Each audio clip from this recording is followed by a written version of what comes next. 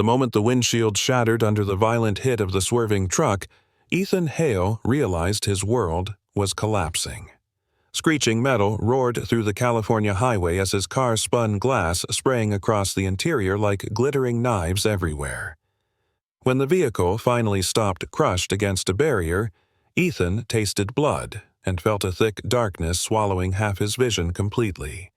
Sirens wailed in the distance, but the ringing in his ears drowned everything until the paramedics pulled him from the crumpled metal shell. Light stabbed through his remaining sight like needles, and as they lifted him onto the stretcher he realized one eye saw only black. By the time he reached the emergency room, doctors whispered urgent commands while cold machines hummed and the darkness grew heavier. When he finally woke again, 20 hours later, the fluorescent lights blurred into a white haze, and the world refused to return. His doctor, a calm, middle-aged man, informed him that the trauma had caused temporary vision loss and recovery was uncertain. Ethan listened without expression, though inside terror clawed at him because losing control was the one thing he had never allowed. He built Hale Dynamics from a failing warehouse software startup into a national powerhouse, and millions depended on his decisions every day. Now, flat on a hospital bed with bandages covering his eyes, he felt the world shrinking until it choked his lungs. Madeline Cross, his glamorous fiancée, visited with flowers, yet her voice trembled with annoyance rather than concern as she asked about his will. Ryan Cole, his CFO, kept checking his phone, barely hiding the impatience that leaked through every forced sympathetic smile. Ethan noticed every detail but said nothing, letting them believe he was too broken to understand what was unfolding around him. During the following week, fragments of vision flickered at the edges like distant stars, hinting that his sight might return sooner than expected. He told no one because instinct warned him something was deeply wrong in the company he built with his entire soul. He overheard Madeline whispering about board votes shifting and Ryan mentioning locked folders that Ethan supposedly no longer needed to review. Blindness gave him something he had never possessed: anonymity and the ability to witness truths people hid when they believed he could not see. As each day passed, his hearing sharpened, and every whispered conversation in the hallway painted a clearer image than sight ever could. He became certain a silent coup was forming inside Hale Dynamics, and those closest to him stood at the center of it. One night, alone in the dim hospital room, he tested his vision by slowly lifting the bandage from his right eye. A faint, blurred outline of the window appeared, and with it a terrifying realization that he could see far more than anyone expected. He let the bandage fall back, knowing this fragile advantage could determine whether he preserved everything or lost himself completely. When he was finally discharged, he walked slowly with a cane, feigning weakness as Madeline guided him toward the waiting limousine. He kept his eyelids closed for effect, although the city lights glimmered faintly through the darkness like distant lanterns in fog. Returning to his penthouse, he sensed the shift immediately, because the staff moved differently and the atmosphere felt colder. He listened from the doorway while two managers whispered about upcoming votes and the possibility of removing him permanently from leadership. His hand tightened around the cane, not from fear, but from confirmation that his instincts had been right all along. He walked into the living room pretending to navigate blindly and noticed how Madeline paused too long before greeting him warmly. Her perfume lingered sharply like a warning, and he sensed she had come from a meeting rather than a compassionate visit. He thanked her softly, feeling her surprise at his calm tone because she expected a broken man, but he was calculating carefully. After she left, he moved through the penthouse counting steps until he reached the window where the city stretched beneath him. He opened his eyes briefly, watching the skyline blur, then sharpen, and he realized the world had not ended. It had changed. He needed to decide whether to reveal his vision or use the misconception to uncover the truth festering inside his empire. Standing there, he recalled the board meeting 3 months earlier when several members questioned his decisions in strangely unified tones. It felt orchestrated, like someone rehearsed arguments, and today confirmed the unseen hands pushing him toward irrelevance. He replayed fragments of whispered conversations he overheard in the hospital, realizing each piece formed a larger pattern of betrayal. That evening, he sat alone at the dining table listening to the ticking clock while testing his slowly returning depth perception. He could almost see the outline of his hands, but he knew revealing improvement too soon would destroy his advantage. He made a choice that carried enormous weight because pretending to be blind meant stepping into moral territory he had always avoided. Yet, he understood that truth sometimes required darkness and survival demanded sacrifice, even of principles he once considered unbreakable. As he removed his bandage again and watched the faint glow of city lights, he whispered a promise to himself. He would find out who was loyal and who had already buried him while pretending to offer sympathy. He would reclaim his company, but he would not reveal his sight until the very last moment when truth carried undeniable force. And in the quiet of that vast penthouse he took his first steady breath since the crash, embracing the darkness as his shield. He tapped his cane twice on the marble floor, letting the cold sound echo as he stepped forward into his new role. He would be the blind man everyone underestimated until the moment he struck with clarity no one could deny. He whispered the decision out loud because speaking it turned fear into direction and uncertainty into strategy. He would remain blind until he discovered every truth hidden in shadows, even if the choice cost him everything. With that vow, Ethan Hale stepped fully into the darkness, knowing it was the only way to bring light back to his world. When Ethan returned to Hale Dynamics for the first time since the accident, he felt the shift before he even stepped inside the lobby because the air carried a strange mixture of pity and impatience, and the staff, who once stiffened with respect, now simply glanced at him with the detached courtesy reserved for retired executives whose time had quietly passed. The receptionist offered a gentle smile meant for fragile people, and buzzed the elevator as if doing him a favor rather than assisting the owner of the building. Ethan kept his eyelids lowered, holding the cane loosely and counting the seconds until the doors closed before allowing himself the smallest sliver of vision through lifted lashes. The elevator display reflected faintly, and he saw the blurred outline of the floors ticking upward while two junior analysts behind him whispered about rumors that he would be stepping down soon. He did not react, instead waiting until the elevator opened onto the executive floor where everything felt wrong. Conversations that used to halt out of respect continued openly as he approached. Someone muttered that they did not have time for accommodations, and another said leadership transitions were stressful but necessary.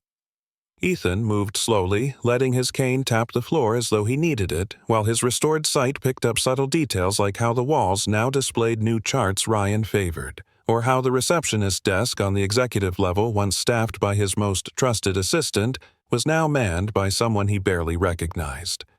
When he entered the conference lobby, Madeline rose quickly, heels clicking across the floor, her expression overly polished and her voice carrying a rehearsed sweetness as she greeted him. She reached for his arm, guiding him toward the meeting room, though he did not need the help, and her hand tightened whenever she thought he might bump into something, an act that felt more like controlling the situation than offering comfort.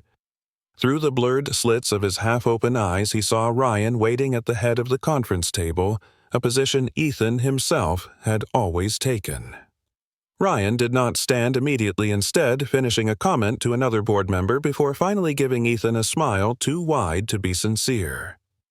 Ethan took his seat, allowing Madeline to pull out the chair for him, and the moment the room settled, the meeting began with a shift so blatant it would have been insulting if he were truly blind. Ryan spoke as though he were already in control, framing decisions as collective needs and referencing documents Ethan was never handed. When Ethan attempted to ask for clarification, Ryan responded with a gentle condescension that prickled under Ethan's skin, suggesting that reviewing detailed numbers might be too overwhelming in his current condition. A few board members exchanged glances, and one even placed a hand on Ethan's shoulder in a gesture meant to reassure. Yet it carried the unmistakable message of someone comforting a man they believed was no longer capable. Ethan kept his breathing steady while beneath lowered lashes he saw a folder being shuffled aside, one marked with a red sticker he recognized from confidential countersign forms. The action was small, quick, almost invisible to anyone not looking, but Ethan saw it because he had learned to survive by noticing the smallest betrayals. He asked calmly what the folder contained, prompting uneasy silence. Ryan answered quickly, insisting it was nothing urgent, and moved on before Ethan could press further. Moral dilemma number 2 burned in his chest because the primal instinct in him wanted to tear off the bandages and call out every lie, each manipulation, each stolen authority. But if he did that, now Ryan would only retreat into caution and the deeper scheme would vanish into locked servers and private conversations. He needed them to believe he was helpless. He needed them comfortable enough to reveal everything. When the meeting ended, Madeline guided him out with unnecessary pressure on his arm while Ryan loudly discussed scheduling another vote without Ethan's presence, citing his health as a potential conflict. They spoke as if he were not standing right there, which confirmed how little they respected him now. In the hallway, a junior staffer accidentally brushed against him and apologized quickly, but not with the fear of someone bumping into their CEO, rather with the flustered tone one might use with a patient. As Ethan walked toward his private office, he opened his eyes a little more, taking in the changes scattered around the workspace. Someone had moved his desk a few inches, which he noted distinctly because he remembered the measurements he personally set years ago. A new digital frame displayed a slideshow of Ryan's preferred metrics, which had never been installed without Ethan's approval. His awards had been placed on the lower shelf as if they were relics of someone long gone. Before he could close the door fully, he overheard 2 senior managers discussing the possibility of accelerating leadership restructuring because the company needed someone who could navigate the rapid expansion without disability barriers. Ethan froze at the doorway, feeling the words hit sharper than anything he had felt since the accident. They never spoke that way when he commanded the room with a single look, but now, with his supposed blindness, they felt free to expose their true thoughts. Instead of entering the office immediately, he turned back toward the hallway and let his cane tap rhythmically as he walked past their conversation, prompting them to fall silent. He made his way to the private balcony adjacent to his office and stepped into the cool New York air. Letting his eyes fully open, he gazed across the skyline, which appeared blurred at first but gradually sharpened into sharper edges and faint colors. He steadied himself with one hand against the railing, realizing the scene reflected exactly how he felt, fractured yet returning to clarity. He understood then that revealing his sight prematurely would change nothing because this environment had already decided who he was in their eyes. If he tore off the mask now, he would only win a single argument, not the war they were waging quietly beneath boardroom smiles. So he stood there listening to the vibration of the city below and made the choice to wear his blindness longer, shaping it into the most powerful weapon he had ever wielded. He returned to his office, rested the cane beside the chair, and whispered to himself the strategy that would define everything that followed. He would remain blind until every truth surfaced, even the ones he feared seeing. With that decision sealed, he closed his eyes once more and stepped deeper into the role the world had cast upon him, because sometimes, to regain power, a man had to surrender it first. Lena Morales arrived at the Hale penthouse just before sunrise, her backpack slung over one shoulder and her worn sneakers squeaking slightly against the polished marble floors that always made her feel out of place, no matter how many months she had worked there. She moved quietly because wealthy spaces had a different kind of silence, one that felt like it could swallow you whole if you breathed too loudly. Every morning, she checked each room with gentle precision, smoothing pillows, aligning books, wiping surfaces while whispering reminders to herself about appointments for her son Noah and how many hours she needed to work this week to cover rent without falling behind again. The penthouse felt colder than usual today, maybe because its owner had returned home after weeks in the hospital. She had heard the whispers among staff that Ethan Hale was not the same man anymore, that he was broken and distant, and not the intimidating figure who used to walk the halls with a presence that made everyone straighten their posture.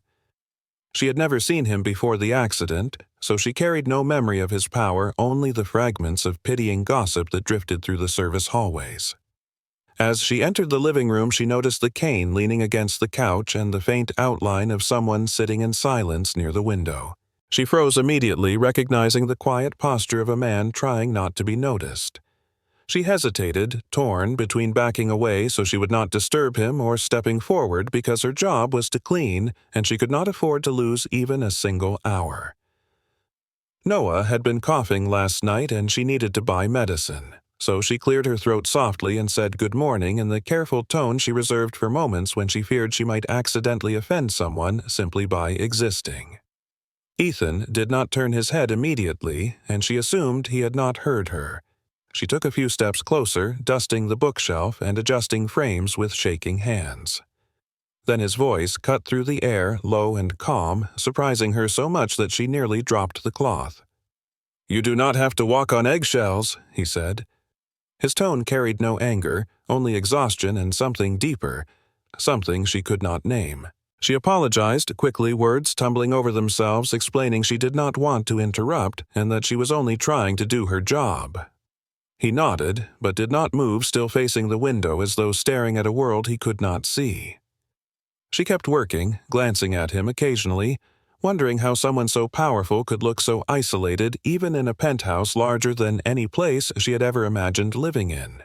She gathered the courage to ask if he needed anything water-food, someone to read emails to him because she had done that with her grandmother before she passed. Ethan lifted his chin slightly, and for a split second, Lena thought his eyes flickered toward her, but she dismissed the thought since the entire city believed he was blind. He said he was fine, but there was a gentleness in his voice that surprised her.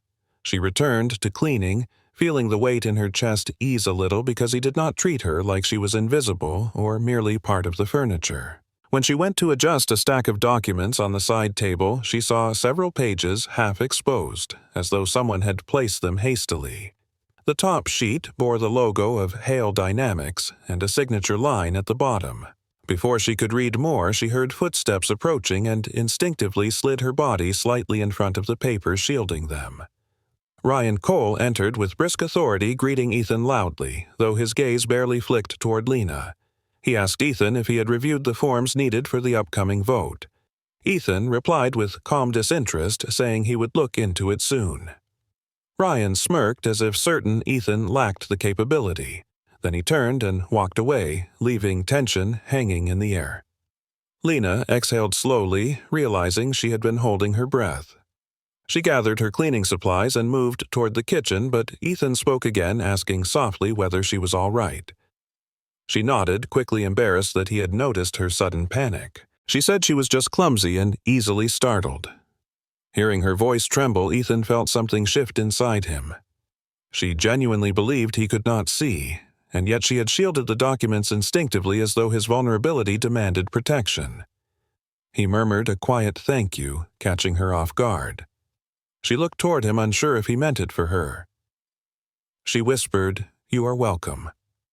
As she continued cleaning, Ethan watched her discreetly through lowered lashes, noticing small details he had not paid attention to before, the way she handled objects with respect, as if grateful simply to be allowed in the room, the way she hummed under her breath when nervous, the way she kept brushing a stray lock of hair behind her ear only for it to fall again each time. She reminded him of something soft in a life dominated by sharp edges. Later that afternoon, she returned with fresh linens. As she reached to place them in the hallway cabinet, she accidentally knocked over a small decorative bowl, which clattered loudly on the floor. She gasped, crouching to pick it up quickly, muttering apologies over and over, fearing she might have broken something worth more than her monthly salary. Ethan heard the panic in her voice and said calmly, "It is all right. Nothing happened." His reassurance made her chest loosen. She lifted the bowl in relief, noticing it was intact. She placed it back with care, hands trembling slightly. Ethan could hear her breathing uneven, and he realized she lived in a world where one mistake could cost her everything. That truth cut him deeper than any corporate betrayal. She finished her tasks and gathered her belongings, preparing to leave when Noah called her name from the door. Ethan turned slightly toward the child's voice, and Lena rushed to hush Noah, telling him to wait outside until she finished. Noah obeyed, resting his hand against the wall while watching Ethan curiously. Ethan faced forward again, pretending not to notice, though he had seen the child's outline clearly. Lena apologized again, saying her son was just waiting for her because she could not afford a babysitter today. Ethan simply nodded, offering no judgment. Before she stepped out, she turned back and said softly, "If you ever need anything, like someone to read something or help with calls, I can do that, sir. I mean, only if it helps. I do not want to bother you." Ethan felt a faint smile tug at him at how earnestly she meant it. "Thank you, Lena. he said, using her name for the first time. She blinked, surprised that he remembered it. He heard the slight catch in her breath before she quietly left with Noah. Long after the door closed, Ethan sat in silence, processing everything he had seen and heard. Lena Morales asked for nothing, offered help without hesitation, risked discomfort to protect him, and carried a gentleness he had not encountered in years. She believed he was blind, and yet she treated him with a dignity most people only reserved for those who could offer something in return. Ethan realized then that in a world filled with masks and motives, her sincerity was the rarest thing he had witnessed since the accident. And as the sun dipped behind the buildings, he whispered a truth he had not expected to feel this early. She sees me more clearly than people who claim to love me. The next morning, Lena arrived earlier than usual, hoping to finish most of her work before Ethan woke because she did not want him to feel inconvenienced by her presence. She never said it aloud, but she always feared wealthy employers assuming she was intrusive simply for existing within their space, so she learned to move like a quiet breeze, barely noticeable, yet always useful. She unlocked the penthouse door and slipped inside, finding the living room dim, except for the soft metallic glow of New York rising through the windows. She placed her bag gently in the corner, then began rearranging the books and documents that had been left scattered from the previous night. She worked with careful logic, placing items in consistent locations because she believed that a man who had lost his sight even temporarily should at least have the dignity of a predictable environment. She did not realize Ethan was already awake, sitting silently in the armchair near the window, listening to the soft rhythm of her movements. He kept his eyes half closed to maintain the illusion and studied how she gently touched each object as if she were afraid of disturbing the memory of where they used to be. When she approached the side table where yesterday's confidential folder had been left partly visible, she noticed immediately that someone had moved it again. Ethan saw her pause, then lean slightly forward, inspecting the angle before adjusting it to a position that hid the signature line from anyone entering the room. She did it naturally, without hesitation, not knowing Ethan watched every detail. After finishing the living room, she went to the kitchen and quietly prepared a fresh pot of coffee, even though this task was not part of her housekeeping duties. She had noticed he barely ate the day before. When she returned with a mug carefully placed on a tray, she stopped in the doorway, unsure whether entering might disturb him.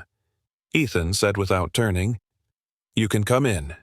His voice steady but softened intentionally. She set the tray beside him and described its placement out of habit, placing her hand near his so he could find it. Ethan let his fingers brush the rim of the mug, but he kept his expression neutral.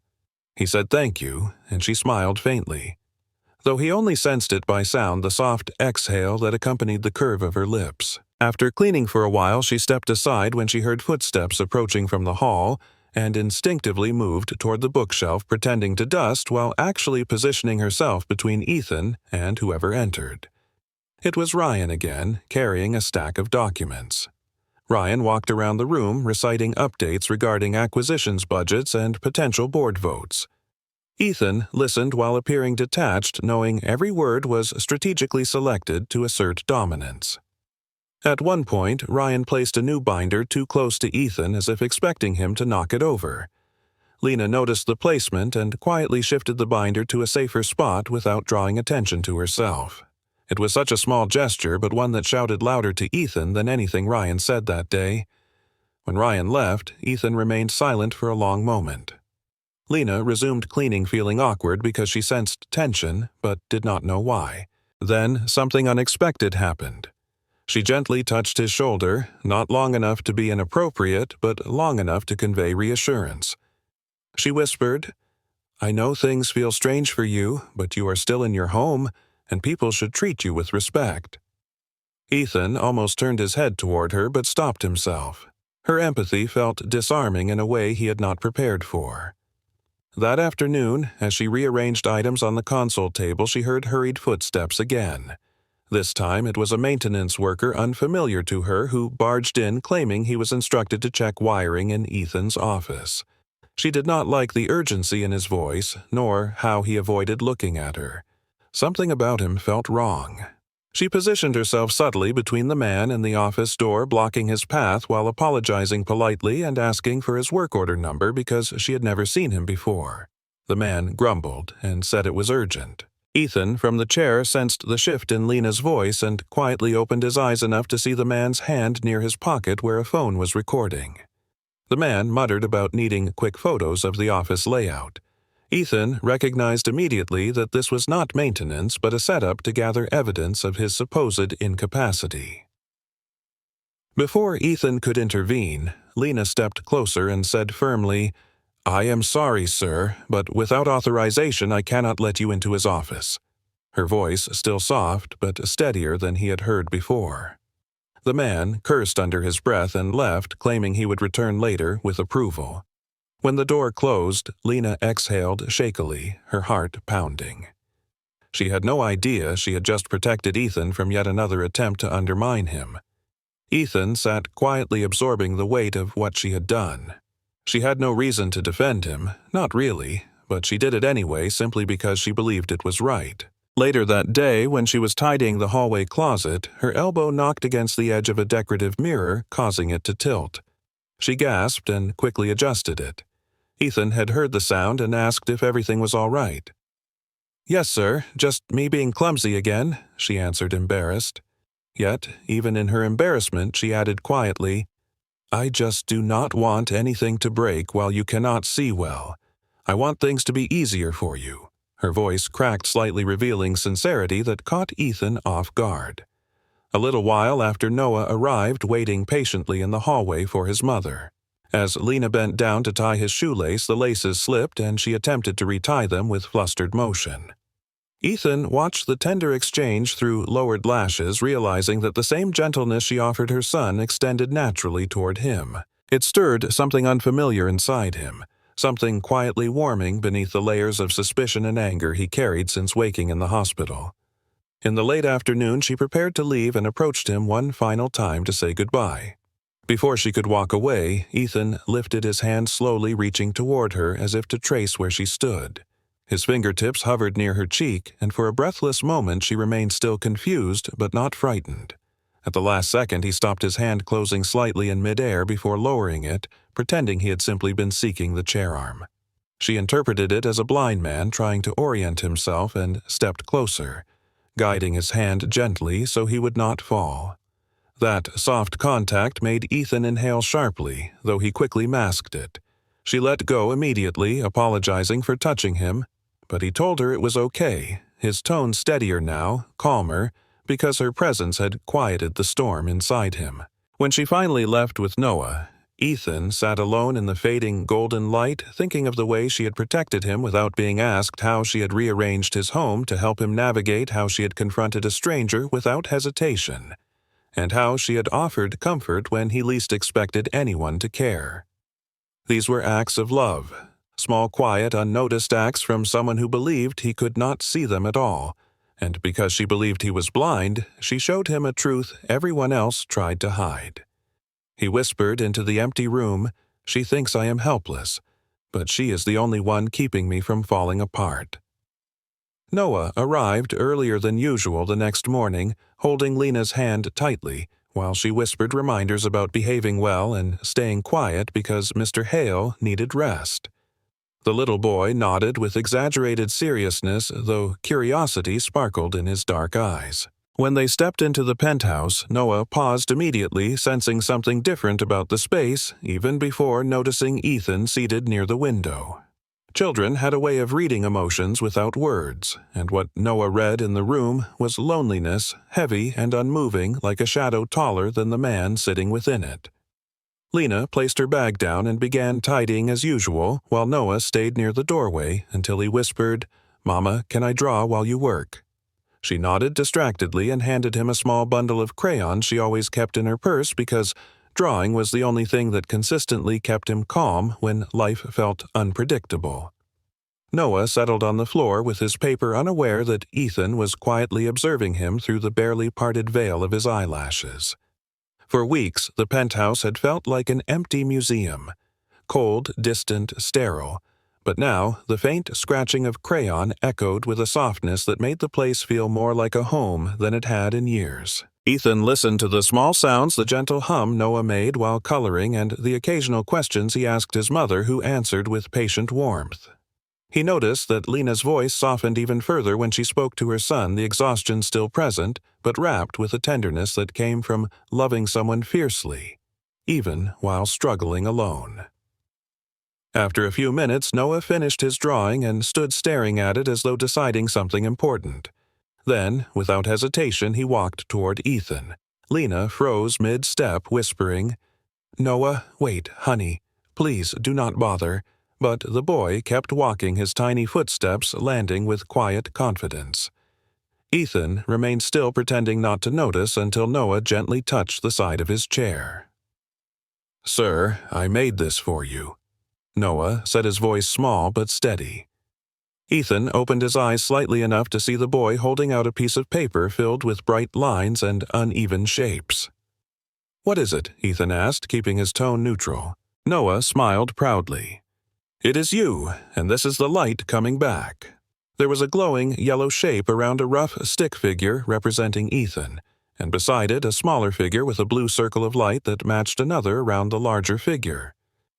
"This is Mama," Noah added, "because she helps the light come back." Lena's face flushed red with embarrassment. "Noah, please let him rest, sweetheart," she urged.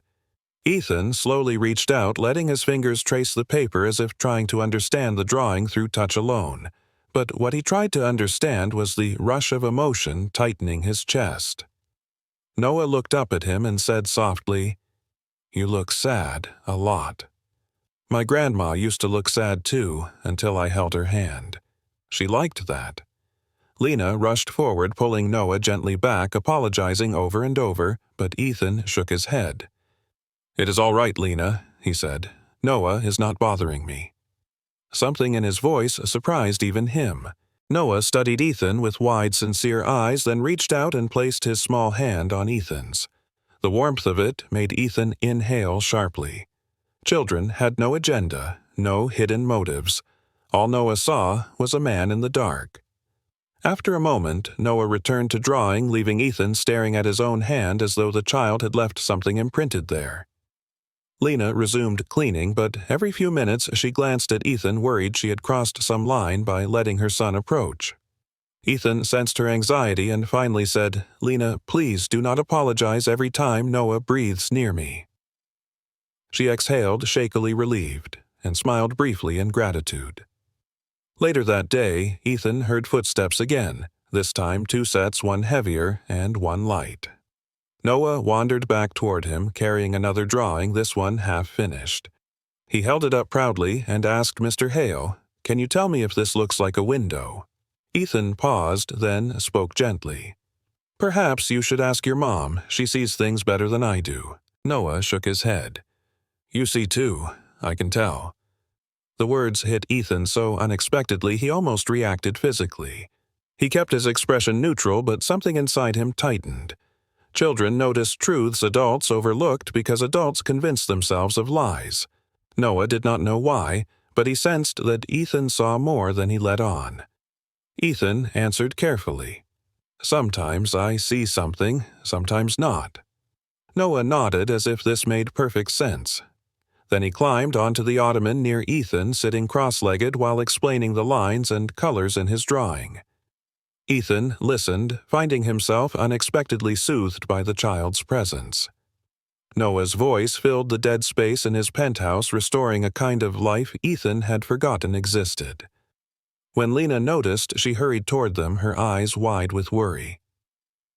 "Noah, sweetie, come here, please." But Ethan raised a hand, gently stopping her. "He is fine, Lena. He is just showing me his art." Lena hesitated, torn between respect and concern, until she saw Ethan's expression, which, despite his effort to appear detached, carried a softness she had never seen before. She let Noah continue, feeling her heart flutter with a strange mixture of gratitude and fear, because she did not want her son to grow attached to someone so far above their world, someone who could disappear from their lives without warning. A little later, Noah yawned, crawling into a patch of sunlight near the window. Ethan watched quietly, remembering when his own child used to sit by a window just like that, playing with toy trains. A flash of pain hit him sharp and deep, and he closed his eyes to steady himself. But Noah noticed. "Are you hurting Mr. Hale?" Ethan forced his voice steady. "Oh, just remembering." The child nodded again, understanding more than he could articulate. Then he stood, walked over and placed his drawing on Ethan's lap, leaving it there like a small blessing. "Mama says when things hurt you should put something beautiful on them," Noah said softly.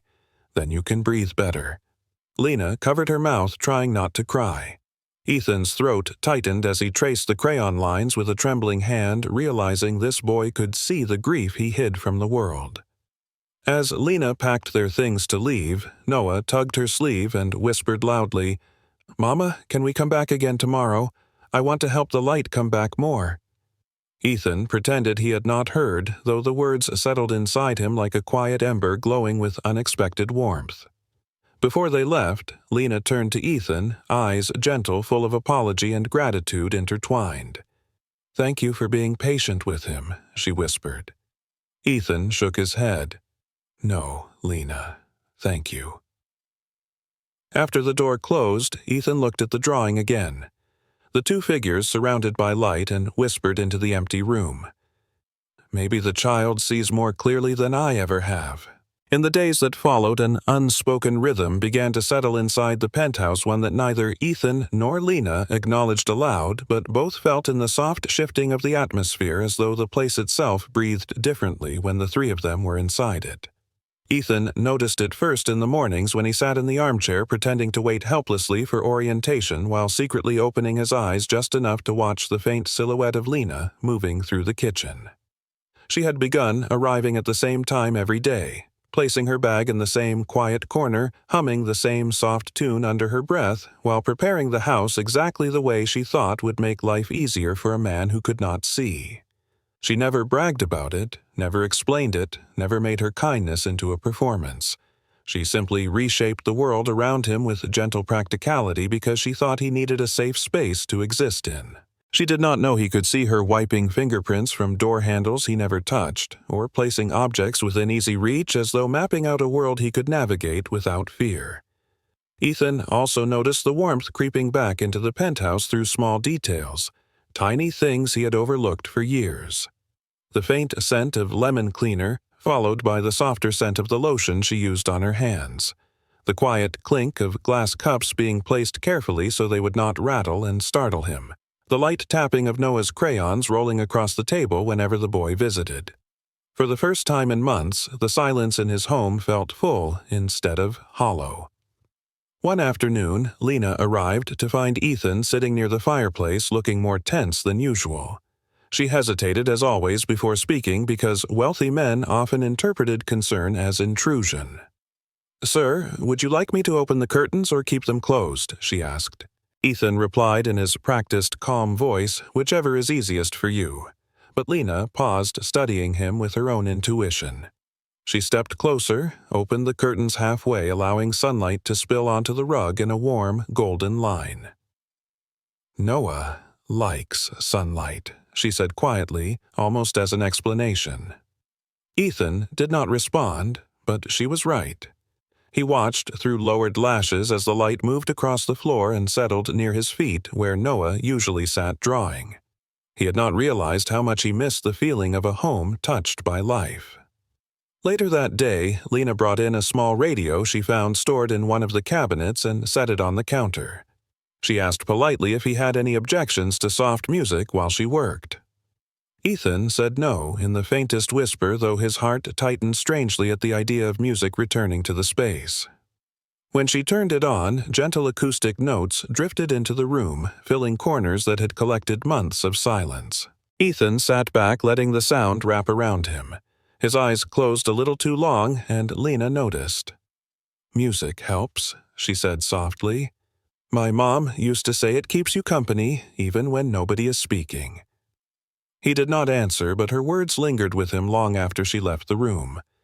Each day their interactions grew less formal, not through deliberate effort, but through thousands of tiny moments that slowly softened the boundaries between employer and maid. When Noah visited, he brought life like sunlight follows morning. He would run his small hands across the couch cushions as if memorizing the texture, then settle near Ethan and describe his drawings without waiting for permission. Ethan found himself listening to Noah the way one listens to a compass because the child pointed naturally toward truth without fear of being wrong. And somehow, through Noah, Ethan learned more about Lena than she ever dared to share. Her favorite color was blue, not sky blue, but ocean blue, which she had never seen in person because she had never traveled beyond California. She liked reading cookbooks, even though she could not afford the ingredients inside them. She worked 3 jobs but still found time to draw little pictures in Noah's lunchbox so he would not feel embarrassed at school. Ethan absorbed these details as though piecing together a portrait of someone too humble to paint herself. One morning, something shifted quietly but unmistakably. Lena was struggling with her hair. A loose strand kept falling across her cheek and frustrating her. Ethan watched her through a barely open eye, sensing her fluster before she even sighed. When she reached to tie her hair back again, her fingers fumbled slightly and the hair tie snapped. She muttered under her breath, thinking no one heard. Without thinking, Ethan lifted his hand slightly as if trying to help. She saw the movement and froze, unsure what he needed. "Do you need something?" she asked, stepping closer. Ethan hesitated, then spoke as though the words weighed something on his tongue. "My tie. I need help with my tie."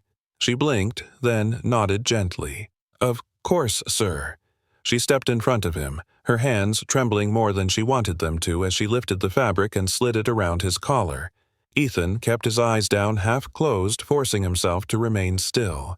Her fingers brushed the skin just below his jaw, sending a shiver through him so subtle he hoped she did not feel it. But she did. She paused for a fraction of a second, just long enough for their breaths to fall into the same rhythm before knotting the tie with a soft tightening motion. "There," she said, stepping back quickly. He nodded, grateful she could not see the faint flush warming his face. Later that week, Lena rearranged the pantry, placing snacks she imagined Noah might like during his visits. Ethan noticed this too, the way she quietly made space for her child in a home that was not hers. And somehow seeing it softened a part of him that grief had frozen. One evening, after she finished cleaning, Lena found Noah curled up asleep on the rug near the couch. She apologized in a breathless whisper as she lifted him, but Ethan shook his head. "He looks peaceful," Ethan said, surprising even himself. "Sometimes children only sleep like that when they feel safe." Lena froze for a heartbeat before whispering, "Thank you, sir. That means a lot." After she left, Ethan remained seated, staring at the spot where Noah had slept. He realized then that he had begun waiting for their presence each day.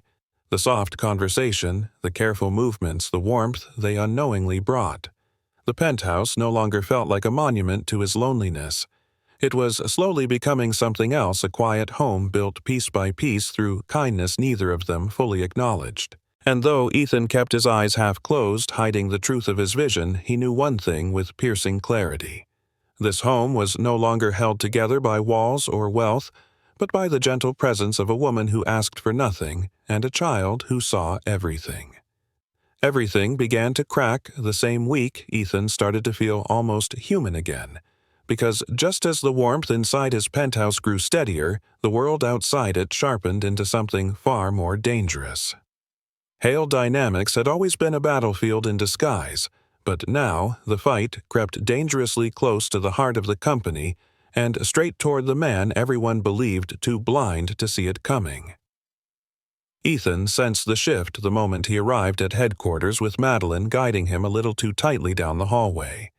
Her tone was sugary polite, but threaded with impatience as she explained that the board needed to finalize the licensing contract before the acquisition deal. Ethan murmured acknowledgments while secretly counting each turn and gauging the tension in her grip. She was nervous not about him, but about something that she did not want him to hear. When they reached the executive level, voices leaked from the glass conference room, loud, agitated, and careless because no one believed Ethan capable of understanding anything beyond what they spoon-fed him. Ryan's voice dominated the space. Crisp, authoritative, dripping with confidence that did not belong to a second-in-command. "We finalized the transfer today," he said. "The documents are ready. Once the deal closes, everything moves to our holding firm before going to the buyers." One board member hesitated, asking quietly, "And Ethan? He still has voting authority." Ryan laughed, the cold, sharp kind of laugh that stripped the illusion of loyalty from every word. "Trust me, Ethan Hale will not be voting on anything today or ever again once the settlement is drafted."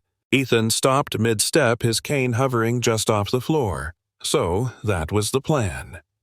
Take advantage of his supposed blindness, strip his decision-making power, reroute his company's assets, and leave him with nothing but a legacy twisted into a narrative of incapacity. Madeline glanced toward him, realizing he had paused. She asked softly, "Is everything all right, darling?" He nodded slowly, though his jaw tightened. "They believe me helpless," he thought. "They think I cannot see the knife they are holding." Inside the room, Ryan continued. "He signs the medical guardianship assessment next week. Once that goes through, we move him into the care facility. He will not even realize what happened." The room quieted with unease. Some members muttered objections, but Ryan brushed them aside with practiced authority. The sound of signatures rustling reached Ethan's ears. Papers were being shuffled. Lives changed. Futures traded. And all of it under the assumption that he was too blind to fight back. Lena, meanwhile, was cleaning Ethan's private office 2 floors below, unaware of the storm brewing above her. She hummed softly while wiping down his desk more gently than she did with any other client's space because his room felt lived in now. Not like a sterile monument, but like a place that breathed. As she sorted files, she overheard footsteps rushing past the hallway, 2 voices whispering urgently. "Ryan said it would be done today," one said, "and Ethan Hale signs away the last authority he has. Care facility, my ass, it is exile." Lena froze completely still, the cloth dropping from her hand. Her heart raced because she knew enough about the corporate world to understand the weight of those words. Care facility, exile, sign away authority. She pressed herself against the wall, listening closer, even though fear curled tight in her stomach. Another voice responded. "If this goes through by the end of the week, Hale Dynamics will belong to the buyers and Ethan will be, well, out of the picture." They walked away, their conversation fading. Lena stood there trembling because suddenly she understood that Ethan was in danger, not physically, but in a way far more devastating, losing everything he built not because of his condition but because people around him were vultures circling for opportunity. She pressed her hand to her chest, trying to steady her breathing. She needed to warn him. She needed to do something. But fear clawed at her. Employees signing confidentiality agreements could be sued for interfering in corporate matters. A maid involved in board affairs. That was grounds for immediate termination legal action and potentially losing custody of Noah if things spiraled. Yet the image of Ethan sitting quietly trusting that the world around him would treat him fairly slammed into her heart. She thought of the way he sat up straighter when Noah spoke, the way his voice softened whenever she entered the room, the way he pretended not to struggle even though she could sense the weight crushing him. That was when the moral dilemma struck her with full force. If she spoke, she risked everything. If she stayed silent, she betrayed the kindness he had shown her and the fragile safety he was trying to rebuild. She clenched her hands tightly, whispering to herself, "I cannot let them hurt him, not like this." She knew she had to find him. But at that exact moment, Ethan was in the conference room doorframe listening as Madeline's voice slithered into the conversation. "Ryan, we should sign the final transfer today, before he gets suspicious." Suspicious, Ethan thought. He already knows. But suspicion was not enough. He needed proof, hard, undeniable evidence. Ryan agreed, and the papers slid across the table with a rustle that felt like a blade across skin. Ethan felt a wave of cold ripple through him, not from fear, but from the clarity that this was the moment they decided he was no longer useful. He steadied himself, gripping the cane so tightly his knuckles whitened beneath the act of helplessness. Madeline placed a hand on his shoulder, guiding him inside. Ethan purposely misstepped, letting the cane tap the chair leg so they would think he was confused, disoriented, weak. Ryan smiled the way predators smile at trapped prey. "Mr. Hale, we just need your acknowledgement on some routine documents. Nothing complicated." Lena burst through the doorway, breathless, trembling, eyes wide. "Sir," she called, her voice cracking, "I need to speak with you now." Everyone turned. Ryan scowled. Madeline stiffened. Ethan's heart jolted. Lena's eyes darted toward the papers on the table, then back to him, silently begging him to understand. "Sir, please," she said more softly. "It is urgent." Hard silence filled the room. Ryan snapped. "We are in the middle of something." But Ethan lifted his chin, quietly calculating. "Bring her in," he said calmly. Ryan's jaw tightened. Lena stepped forward, her breath uneven. The room watched her as though she were an intruder, but Ethan's voice softened just enough to signal he trusted her. "You may speak, Lena." In that moment, the battle lines were drawn, and everything that followed would tear the entire company open. The moment Lena stepped fully into the conference room, she felt every pair of eyes slice through her like knives. Board members frowned at her uniform as though a maid crossing the threshold of power was an offense to the air itself. Ryan's stare sharpened into pure hostility, and Madeline's lips curled with the kind of disdain reserved for people she believed did not belong in any world she inhabited. Ethan, however, tilted his head the slightest fraction toward Lena, his eyelids lowered in the performance of blindness. Yet beneath the lashes his vision locked onto her trembling hands. He sensed immediately something was terribly wrong. Lena swallowed hard, her pulse hammering against her throat. She wanted to speak, but the weight of the room pressed heavily on her chest, stealing the air before any words could form. Madeline stepped between them like a shield. "Whatever this is, Ryan will handle it later," she announced. "Take it to housekeeping." Lena's cheeks burned, but she didn't back down. Her voice shook, but she found the courage to speak. "Sir, something is happening today. Something you need to know before you sign anything." A ripple of shock swept through the room. Ryan slammed his hand on the table hard enough to rattle the glasses. "This is outrageous. Remove her, now." Two security staff hovered near the doorway, uncertain. Ethan lifted one hand lightly. "Leave her." His voice was quiet, deadly controlled. Even Ryan hesitated.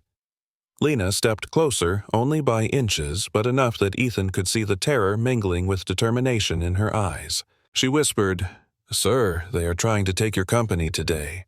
Those papers, they are not routine." She could not say more without risking legal suicide, but she didn't have to.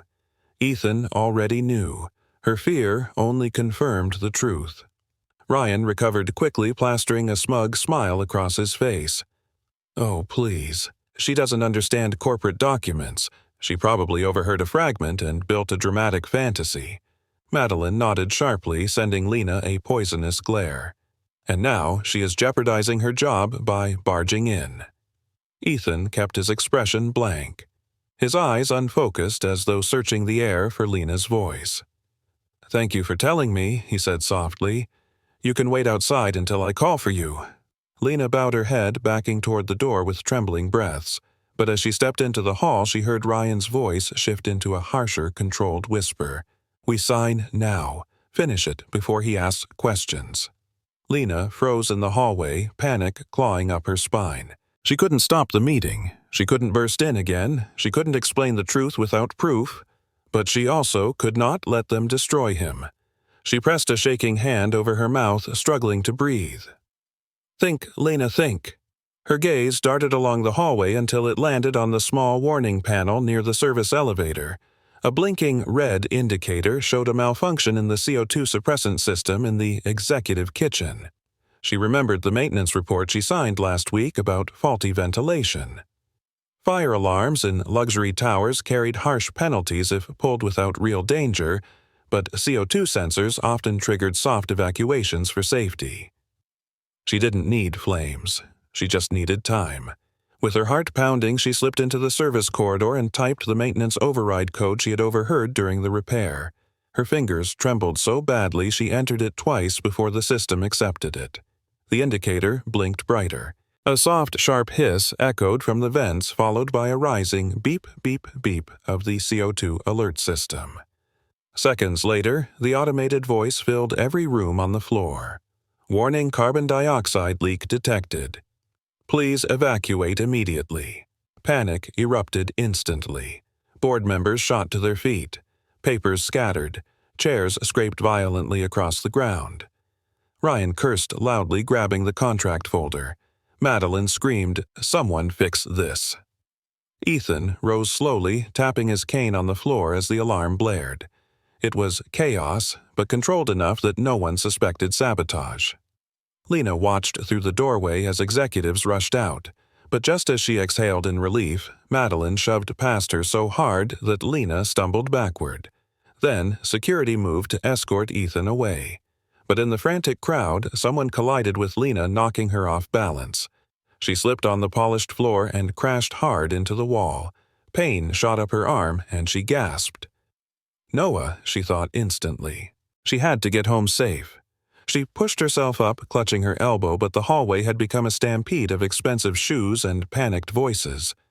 Ethan's cane struck the floor in a frantic rhythm as he was shoved forward by someone uncaring in the rush. He stumbled. Lena reacted immediately. "Ethan, please wait," she cried, forcing herself through the crowd.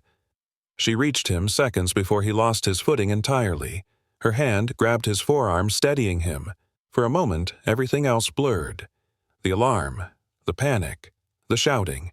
It all dissolved into the single feeling of her hand gripping his arm tightly as though she had anchored him back into his own body. "I've got you," she whispered, breathless. Ethan didn't speak, but he held on to her arm just long enough for her to feel the faint tremor racing under his skin. He wasn't afraid of the fall. He was afraid of the realization that someone had nearly let him fall on purpose. Lena helped guide him into the stairwell, but Ryan blocked their path with a glare sharp enough to draw blood. "She should not be touching you," he snapped.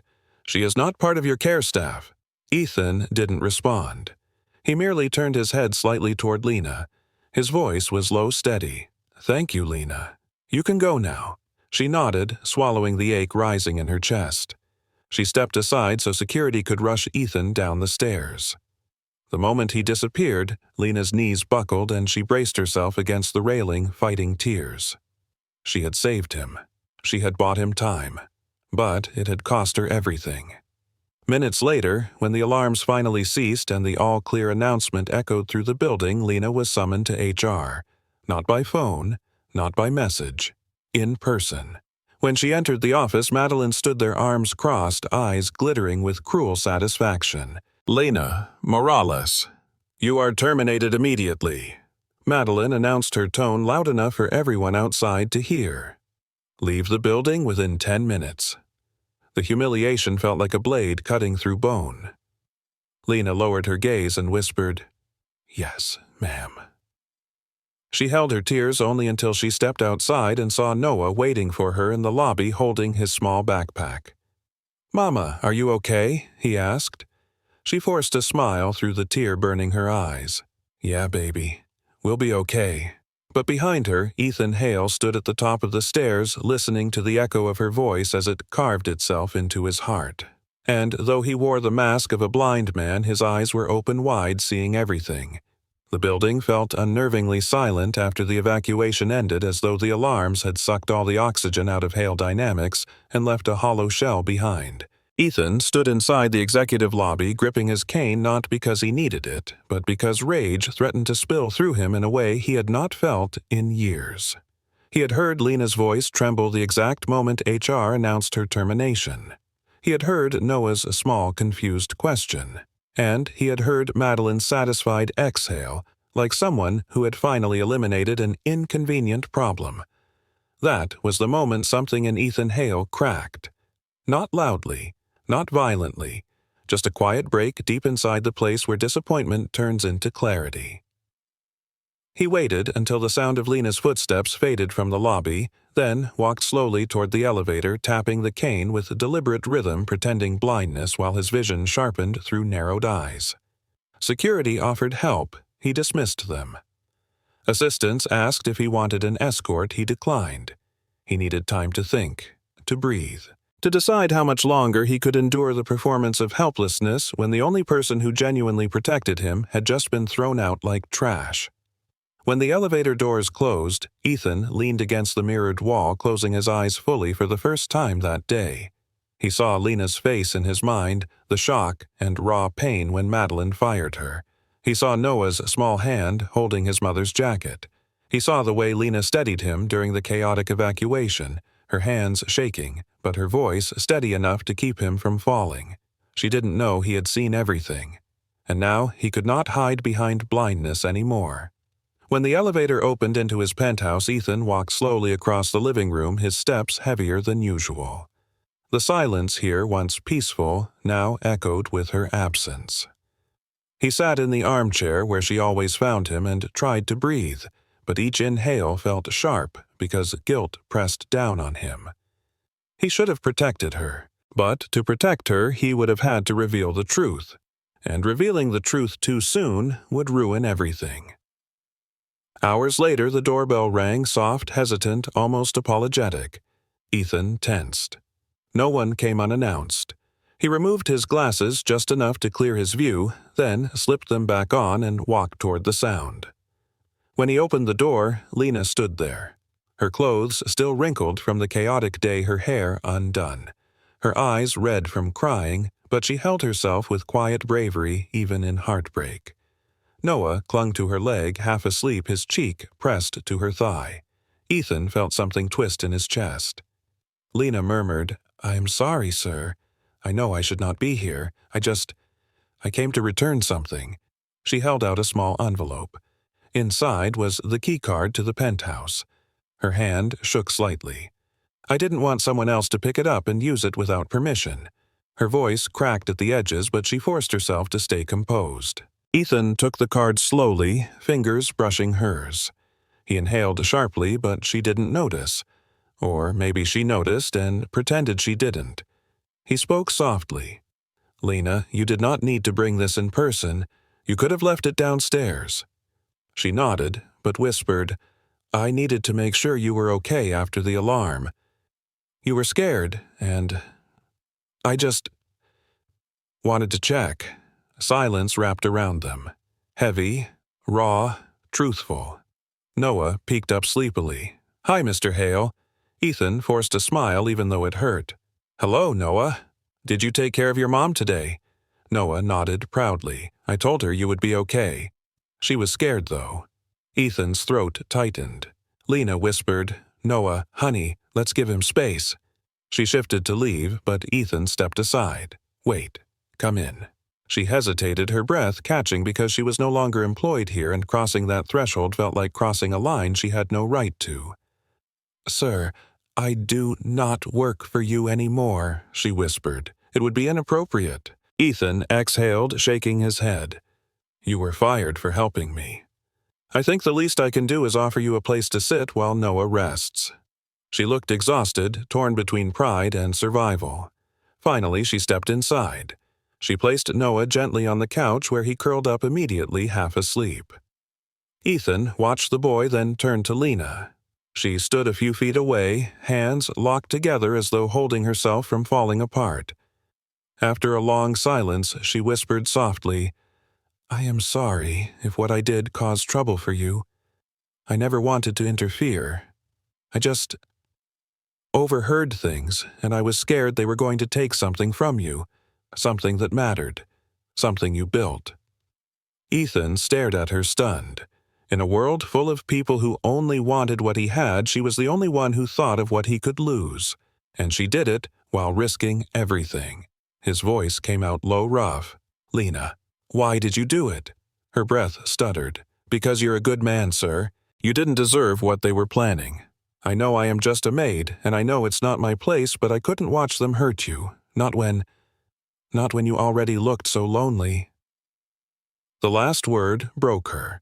Tears streamed silently down her face, and she covered her mouth as if ashamed for showing emotion.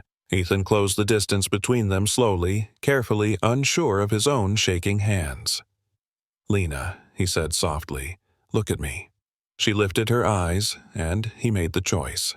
Slowly, deliberately, Ethan removed his glasses. Then he opened his eyes fully. Not the half-closed, blurred pretense he had maintained for months. His real eyes. Steady, sharp, alive. Lena's breath caught in her chest. She froze. Her voice barely escaped in a trembling whisper.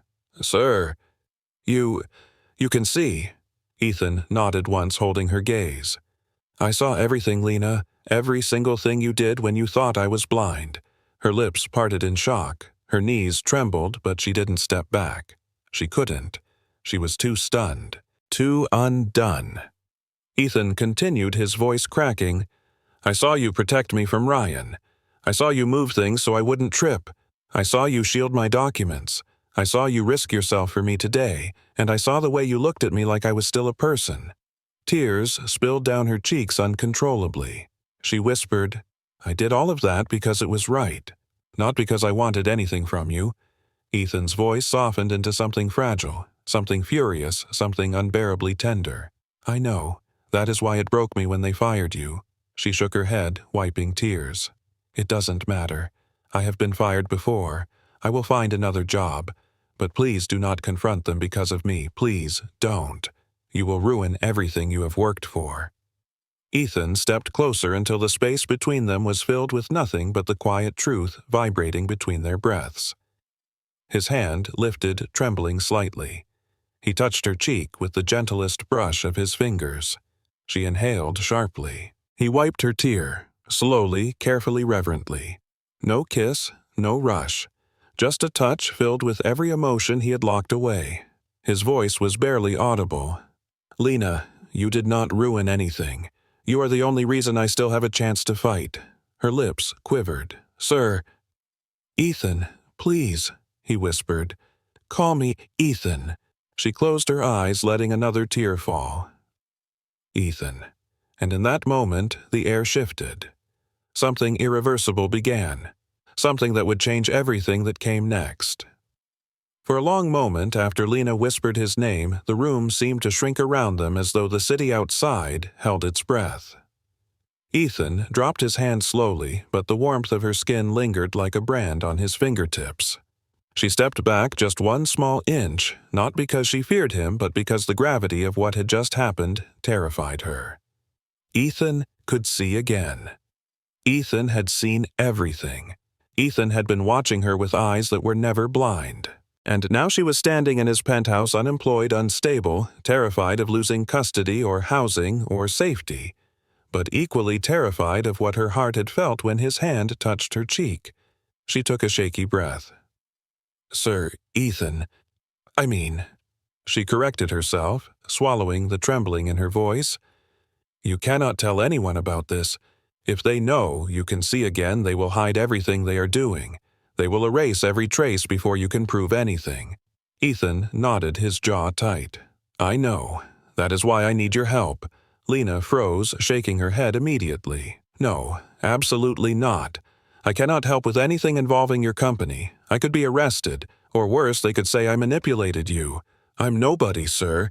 People like me do not win against people like Ryan and Madeline."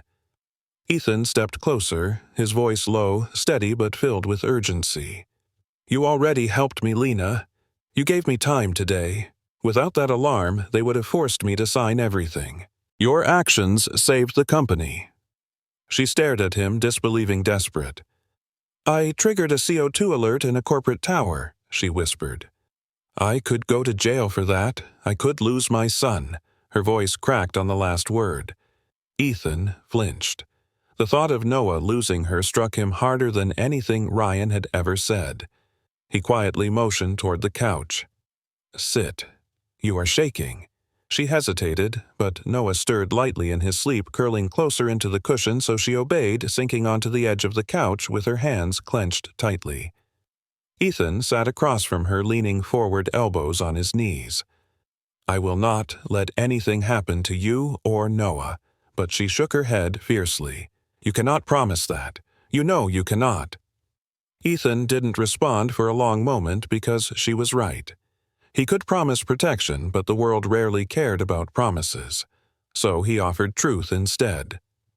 "I need proof, Lena. Hard evidence. Something undeniable that links Ryan and Madeline to the asset transfer and the guardianship coup. They have been shifting documents, signing things behind my back, moving money. I need one thing. one piece that ties them directly to the buyers. Lena listened, her pulse thundering with fear and confusion. But, sir, Ethan, how can I get something like that without being in the building? They fired me. They probably locked my access badge already. Ethan looked at her carefully. That is why what I'm going to ask is dangerous. It will put you in the line of fire. That is why you can say no. Her breath hitched. Noah murmured something in his sleep. Lena brushed a hand across his hair as Ethan continued.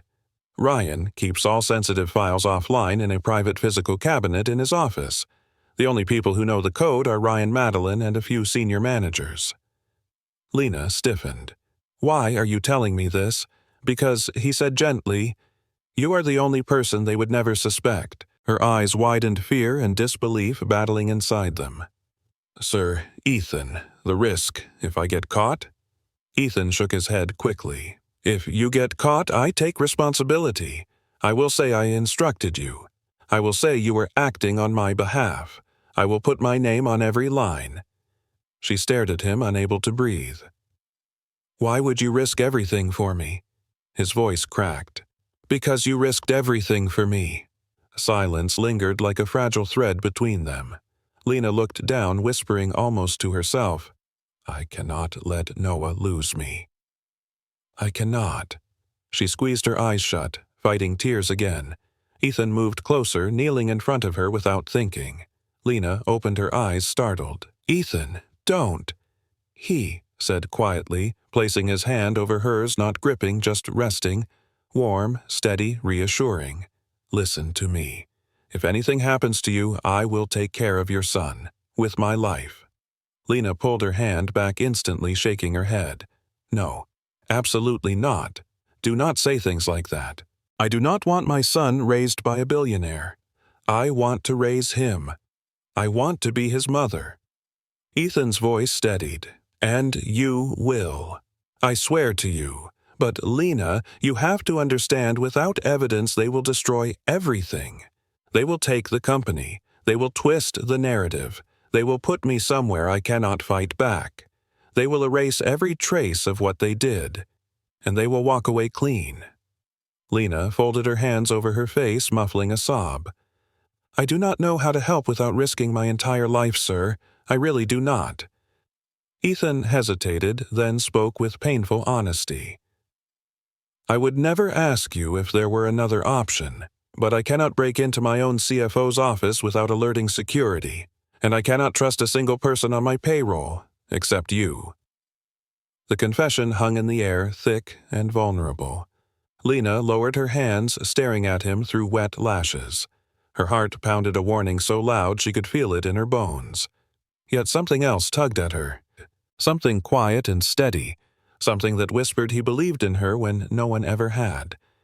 After what felt like hours, she whispered, What exactly do you need me to do? Ethan inhaled shakily as though relieved, yet guilt-ridden. There is a key. A small black biometric key Ryan carries. It unlocks his private cabinet. He always leaves his suit jacket in his office when he hits the gym after hours. I need you to find that key. Lena's mouth went dry. Break into his office. Ethan nodded once. Yes, her voice cracked. This could destroy me. Ethan's eyes softened with something painful. Then we do it together. She looked up sharply, startled. How? You are blind. The corner of his mouth lifted faintly. Am I? Lena's breath caught. Right, she whispered. You can see. His eyes met hers, steady, intense. And I will guide you through every step if you let me. She stared at him for a long, trembling moment, then glanced down at Noah, sleeping peacefully on the couch, blissfully unaware of the storm surrounding them. She brushed his hair softly, then exhaled a long, trembling breath. Finally, she whispered, Okay, I will help you, but please, Ethan, promise me one thing. Anything, he said. Do not save me with your money. Do not use your power to erase consequences. If we do this, we do it the right way, not the billionaire way. Ethan's expression shifted, a mix of admiration and fear. He nodded slowly. I promise. Lena closed her eyes, gathering courage she did not know she still owned. Then she stood. Ethan rose too, watching her with a mixture of awe and dread. Because now they had stepped into something far bigger than either of them. Something that could cost them both everything. But they had crossed the line together, and there was no turning back. The annual shareholder assembly at Hale Dynamics was always a polished spectacle. A performance of power tailored for investors who wanted to see certainty, not struggle. But on this particular morning, the air inside the grand conference hall felt charged with something sharper, something electric, as though the entire building sensed that the truth was stalking the room, waiting for the right moment to strike. Executives filled the rows in their tailored suits, whispering about the acquisition that would be announced today and about the blind CEO who would finally relinquish control. They spoke of Ethan as though he were a ghost of the man he used to be, someone to be pitied, then quietly removed. Ethan stood backstage, gripping his cane eyes closed, pretending to steady himself. But behind his lowered lashes he was counting breaths, not out of fear, out of calculation. Lena stood hidden behind a partition on the opposite side of the room, her hands trembling inside her pockets. Ethan had insisted she stay out of sight to avoid suspicion. She felt exposed even back here, her heart pounding so loudly she wondered if people could hear it echoing across the polished floor. She held the tiny voice recorder inside her pocket, the one containing the audio she and Ethan retrieved 2 nights ago during their mission into Ryan's office audio, proving that Ryan and Madeline had arranged the guardianship coup and orchestrated the transfer of Hale Dynamics to a shadow buyer. The memory of sneaking into that office still made her knees weak. The way Ethan guided her step by step, whispering directions, the way his breath hitched when she almost triggered the motion sensor, the way she froze when Ryan returned unexpectedly and only escaped because Ethan misdirected him with a staged fall. They survived it. They had the evidence, but having evidence did not equal winning. Not yet. Ethan opened his eyes fully for the first time since stepping in the room, letting the truth sharpen inside him. Today, he would no longer play blind. Today, he would burn every lie they built around him. The lights dimmed, signaling the beginning of the assembly. Ryan stepped onto the stage wearing confidence like a tailored suit, a thick folder under his arm. Madeline took a seat in the front row, radiating triumph. "Ladies and gentlemen," Ryan began, smiling broadly as he gripped the podium. "Today marks a historic transition for Hale Dynamics. As you know, our CEO, Mr. Ethan Hale, has been struggling with significant medical limitations." Ethan kept his posture slouched as though Ryan's words were true, but inside he felt heat rising cold and controlled. Ryan continued. "Therefore, we will be presenting the strategic acquisition plan in partnership with Everline Global, which will guarantee stability for this company's future." Murmurs of approval rose. Ethan waited. His moment had not yet come. Ryan opened the folder and held out several documents. "And with Mr. Hale's consent already prepared, we will finalize the transfer by the end of this session." Madeline crossed her legs, smiling as though watching a performance she directed. Then Ryan turned toward Ethan. "Sir, if you could please join us." Ethan tapped forward slowly, leaning heavily on his cane, while dozens of eyes followed him with pity. He placed his hand on the table as though feeling for the documents. Ryan smirked. "The signature line is right there, sir, just below your hand." Ethan inhaled gradually, then straightened ever so slightly. His voice came soft, almost fragile. "Before I sign anything, I want to address the board." Ryan froze. "Sir, we do not have time for a statement. The buyers are waiting," Madeline added firmly. "Ethan, honey, we talked about this. You know, this is the best decision for everyone." Ethan lifted his chin. "And that is why I need to speak." A hush fell over the room. It was unusual for this blind CEO to request anything. Ryan gestured impatiently. "Fine, 2 minutes." Ethan nodded. Then, with one slow, deliberate motion, he reached up and removed his dark glasses. Gasps tore through the room. His eyes were open, steady, focused, alive. Madeline shot to her feet, hands trembling. Ethan, you can see." Ryan stumbled backward, nearly dropping the folder. "What is this? You told us you were still blind." Ethan's voice dropped into something cold enough to slice through the room. "I did not tell you anything. You assumed, and you used that assumption to betray me." The board erupted into whispers. Madeline tried to step toward Ethan, but he raised a hand, stopping her cold. "I saw everything," he said quietly. "Every word you spoke when you thought I was helpless. Every document you moved behind my back, every lie you told.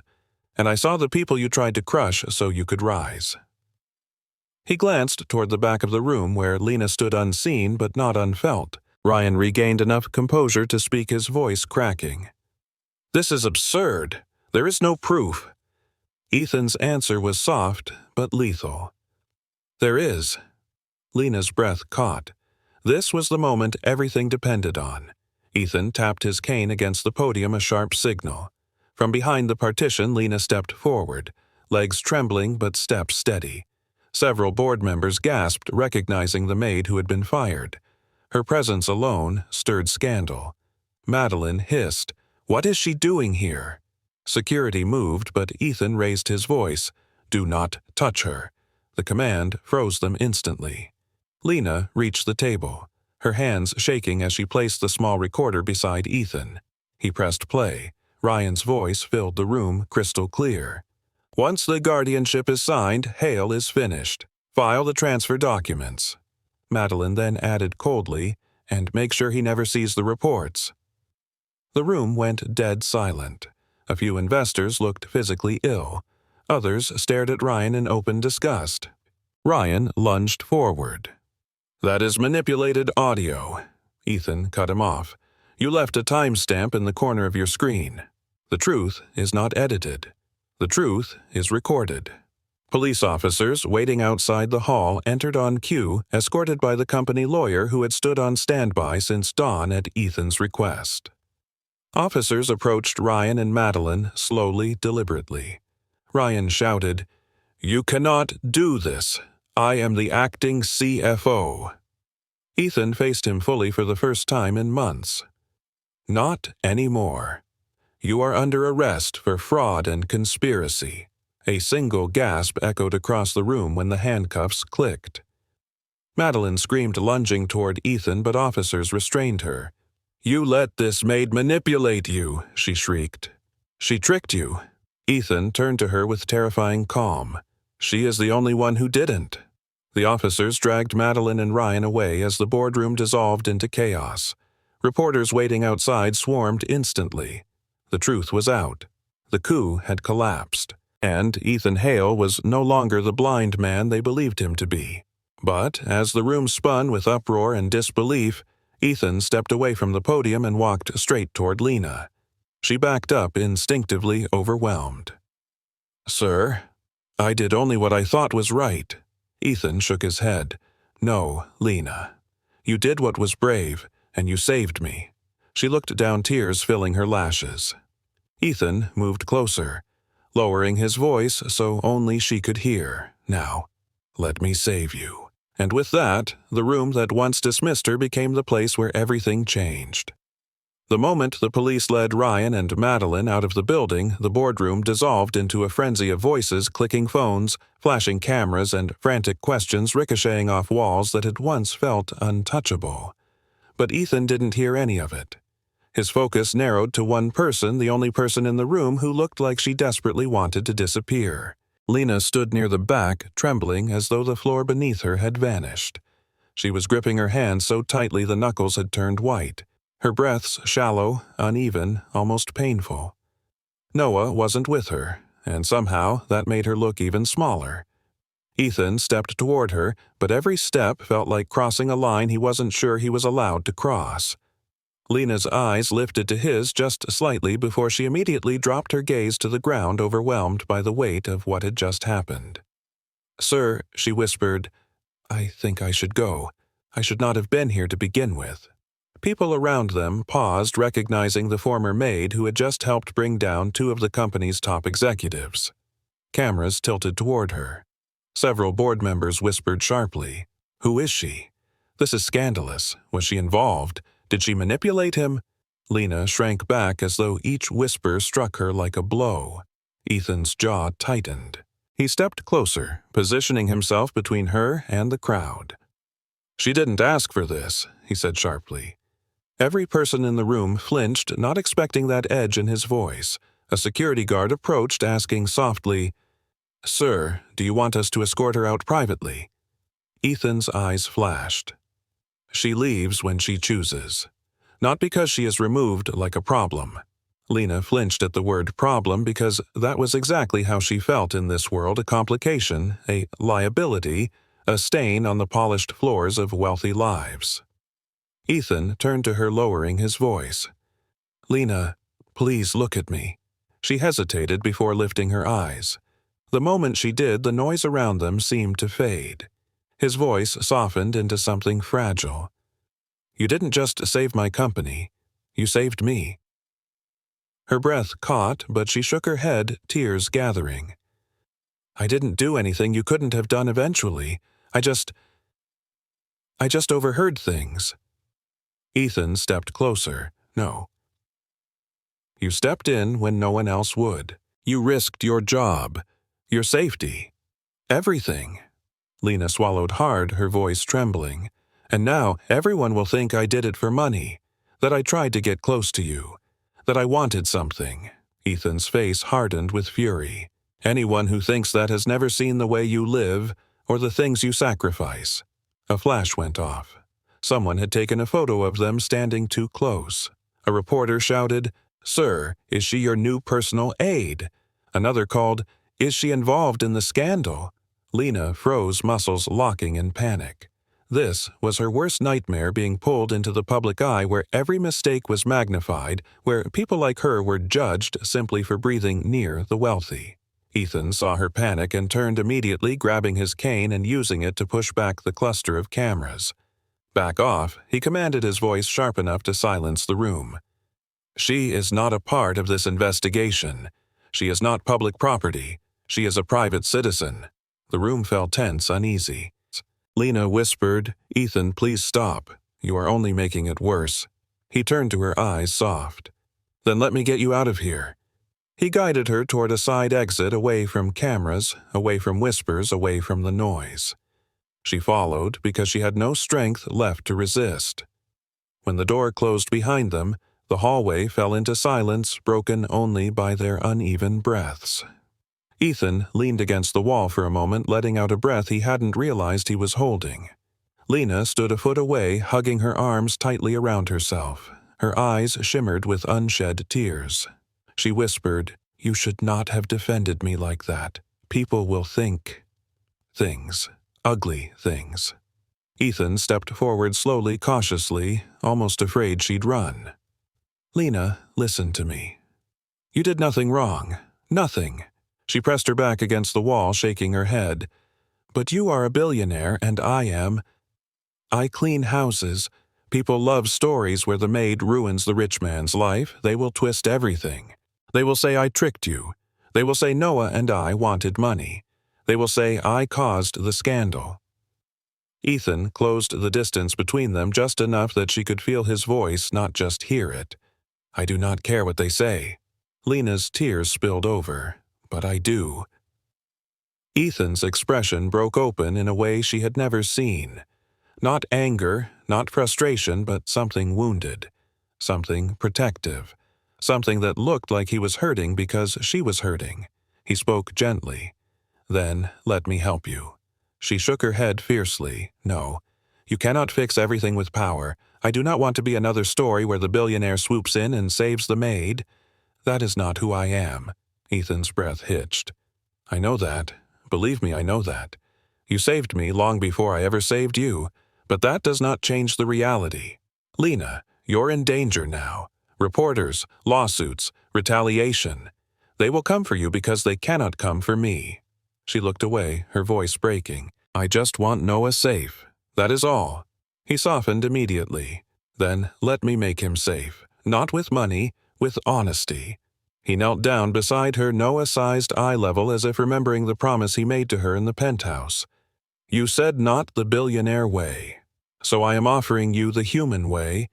You and Noah have a place in my life whether or not this company stands tomorrow." Lena's tears fell freely now. She covered her mouth, trying not to sob, because the cost of being seen, the cost of stepping into his world, felt too heavy, too bright, too blinding. Ethan rose slowly and extended a hand, not demanding, not assuming, gently waiting. Lena looked at it through blurred vision, her heart thundering.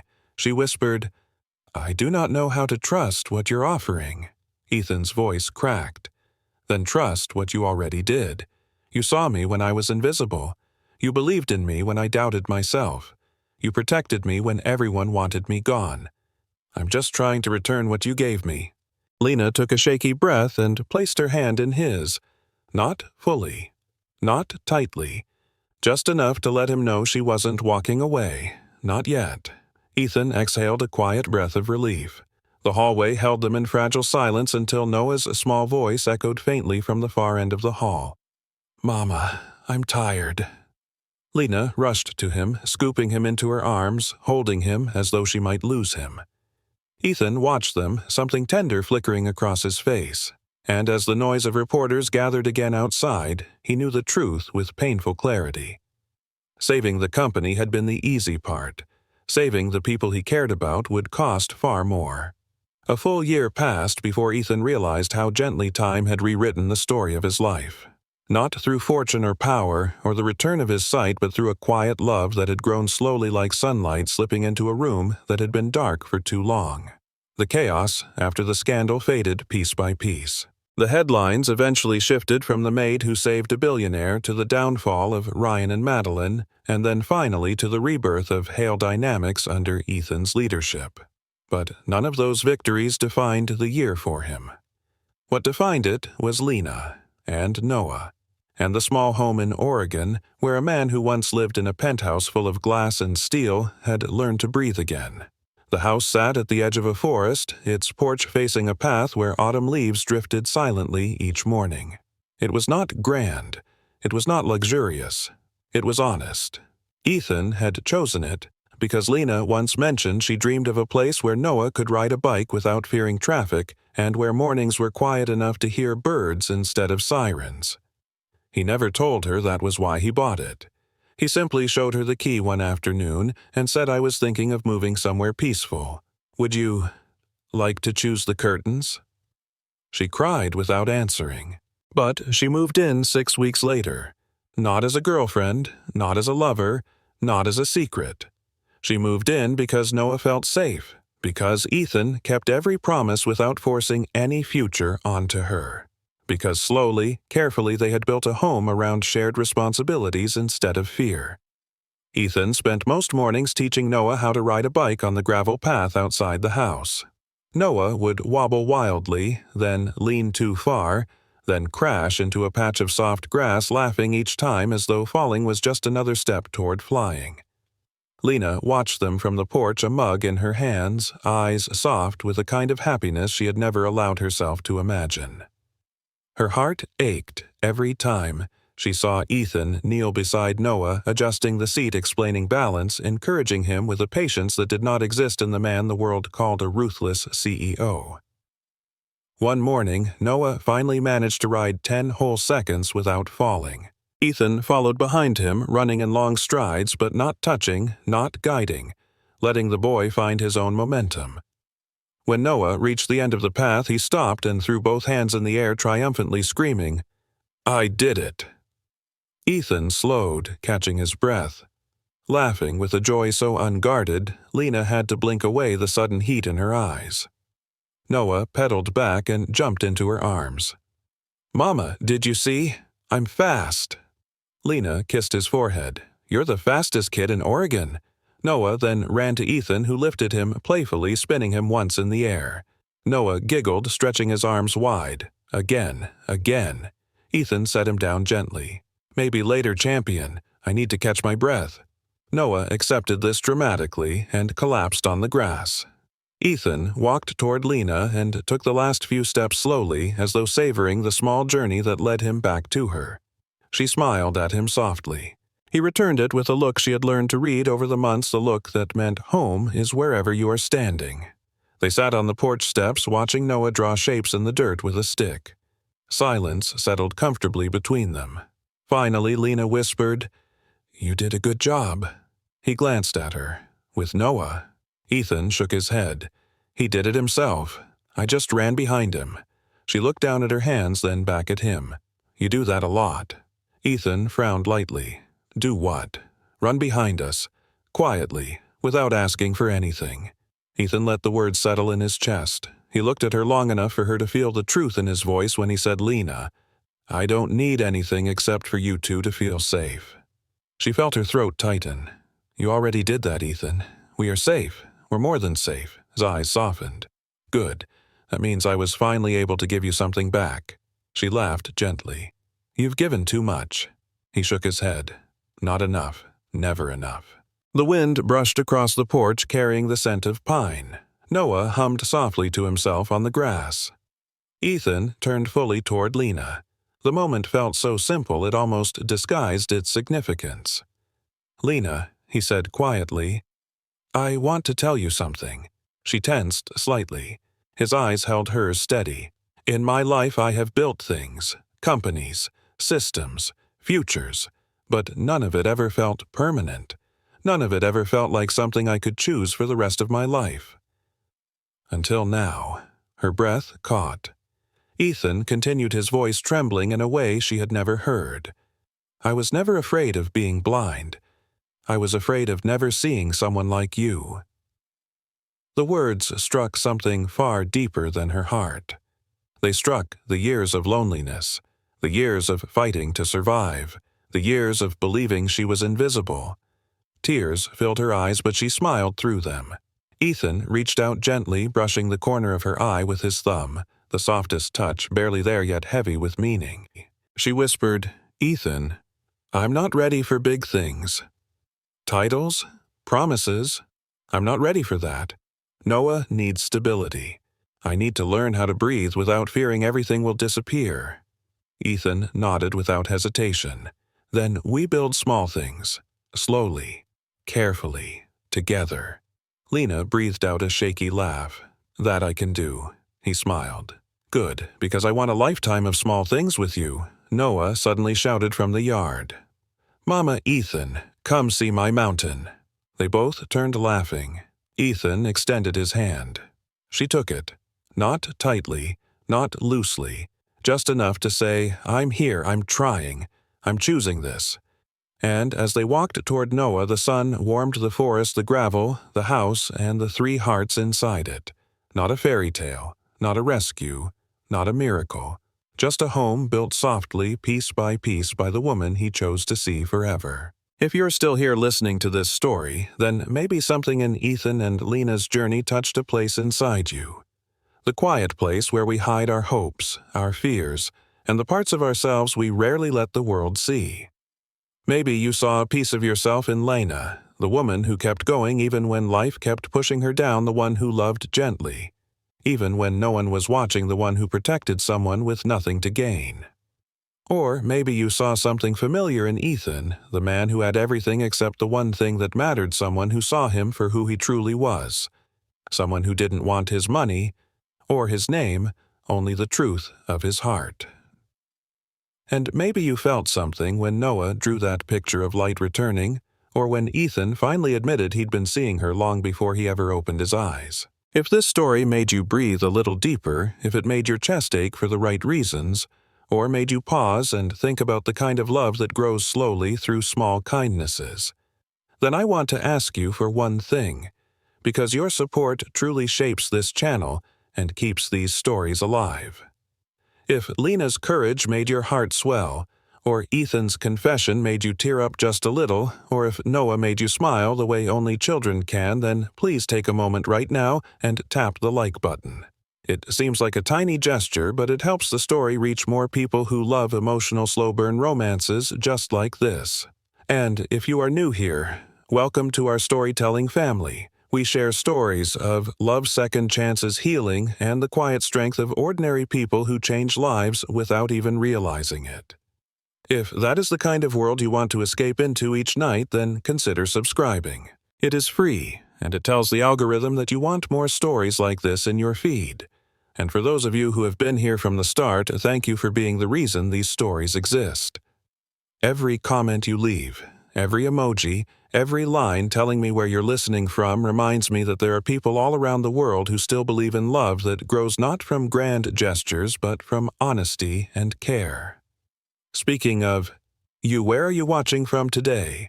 I love hearing your cities, your countries, your cozy corners of the world.